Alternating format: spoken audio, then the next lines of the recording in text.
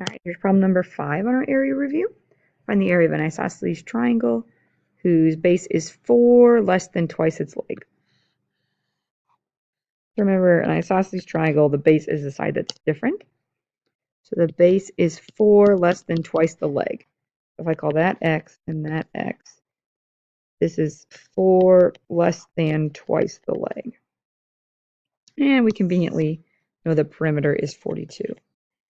So 42 equals x plus 2x minus 4. So 4x minus 4. So then we're at 46 equals 4x. And then 46 divided by 4 is 11.5.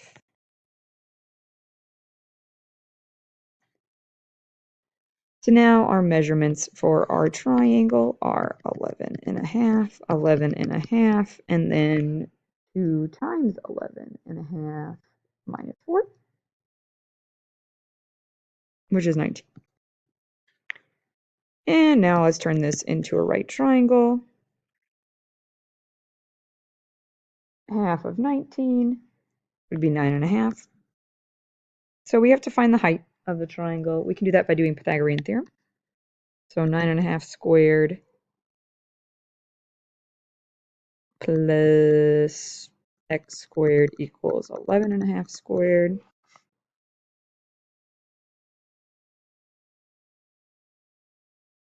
So when you do 11.5 squared minus 9.5 squared, you end up with x squared equals 42.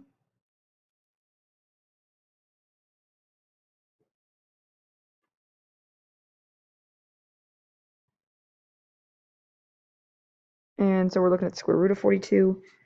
And we can get in a debate about whether or not we should do this as an exact answer. I didn't approximate, but the height of this is the square root of 42. I don't think the square root of 42 reduces. I don't think there's a perfect square that really goes in. So if you were doing base times height divided by 2, you could say 19 times root 42 and then divide that by 2. That does not reduce. You would just leave your answer just like that. That seems like the simplest way to do it.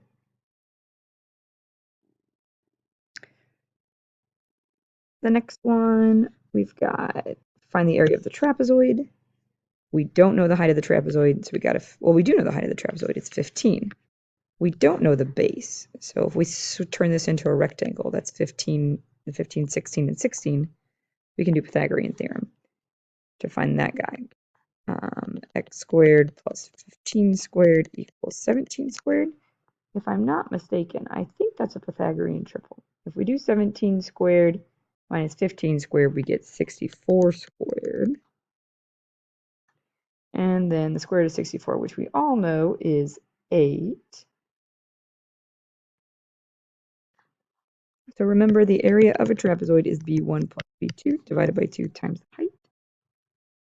So b1 is 16, b2 is 16 plus 8, which is 24 over 2, and then we're going to multiply that by 15. So 16 plus 24 is 40, and then we divide that answer by 2. So it's just 20 times 15, which makes our area of our trapezoid 300.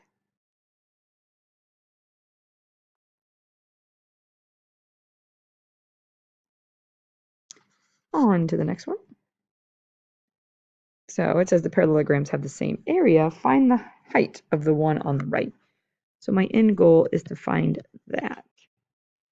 So if I'm going to do that, I have to start over here. Parallelogram, area of a parallelogram is base times height. But remember, base and height have to be perpendicular. So let's draw in that perpendicular like so. Remember that that and that are supplementary, so they add up to 180. 180 minus 120 is 60. So we're looking at a 30, 60, 90 triangle. Our short side is always half of our long side, so that is 10. We could set up a proportion, or if we know the short side, we know the height of this has to be 10 root 3. A lot of times I find it easier just to find the short side. So then base times height, in this case, my base is 18 and my height is 10 root 3. So 10 root 3 times 18. The area of this is 180 root 3. So that's the area of that. It's also the area of that. So I could say 180 root 3, which is the area, has to equal base times height, 45 times the height.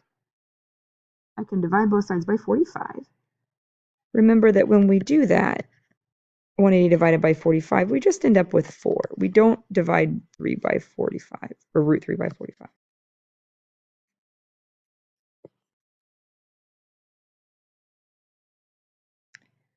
All right, the diagram consists of a rectangle with circles that are tangent to one another and the sides of the rectangle. If the height of the rectangle is 48 centimeters, then what is the area of the shaded region? I guess we do have to operate in the assumption that this is the height, how tall it is. Now, if we're going to find the area of the shaded region, we have to find the area of the rectangle, and then we have to take out the circles, and it looks like there are 8 circles. But then, think about this for a minute. If this height is 48, and there are 2 circles that make up the 48, that means that each circle would have to be 24. And for area of a circle, this would have to be 12.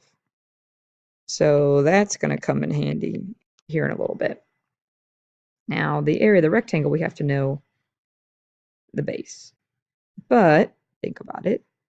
If 48 makes up 2 circles, and you have 2 circles here and 2 circles here, do 48 times 2, or double 48, you get 96.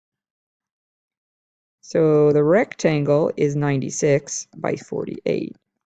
And the circle has a radius of 12, so that's all the information you need. If I subtract out the circles from the area of the rectangle, I'll get the area of the shaded region. So let's do 48 times 96, which is 4,608. And then I take out, we'll start with one of the circles, so that would be pi r squared. So 144 pi. Again, don't multiply by pi. Unless I tell you otherwise, I want to see the pi's in your answer. So if I multiply that by 8, because there's 8 of them, I have 1152 pi. This would be my exact answer.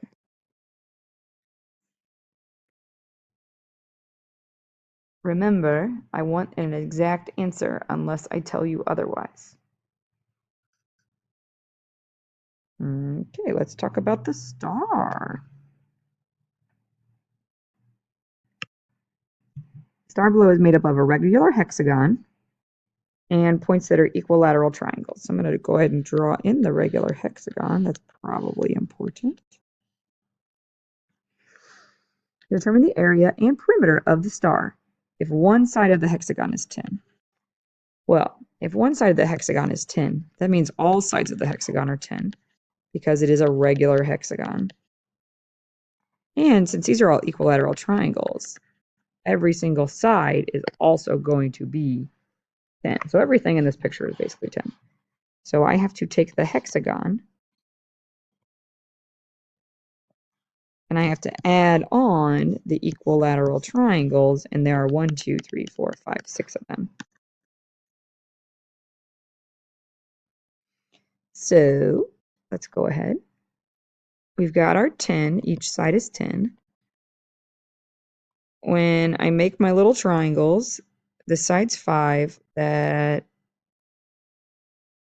then I've got to think about the inside angles. Now there would be 6 triangles inside of here, so if I do 360 divided by 6, I get 60. So the angle on top is 60, which means that piece is 30. This triangle is really tiny, so let's redraw it over here. That's the short side, which means the long side is going to be 5 root 3. And I can do 1/2 apothem times perimeter. The perimeter is 10, 10, 10, 10, 10, 10, or 10 times 6. So the perimeter is 60. And the apothem is 5 root 3. So it's 5 root 3 times 60 divided by 2. Again, be efficient. Do your division first. So it's 150 root 3, 150 root 3 for the area of the hexagon. And then the triangle is also 10. So if I take the triangle, I draw on the height. Oh, conveniently, it's also 5. We know if I take an equilateral triangle and divide it, I end up with a 60 and a 30. That's also the short side. That's also 5 root 3. So if I think about this and I do 10, that's the base, times 5 root 3 divided by 2, I get 25 root 3. And then I got to multiply that 25 root 3 by 6, because there's 6 triangles that are all exactly the same. Well, 25 times 6 is also 150. So the area of the star, the whole star, is 150 root 3 plus 150 root 3, which is 300 root 3. And now the perimeter, I'm running out of space. Since these are all equilateral triangles, everything is 10. I have 1, 2, 3, 4, 5, 6, 7, 8, 9, 10, 11, 12 sides on the outside that are all 10. So the perimeter is 10 times 12, which is 120 centimeters. And this would be centimeters squared.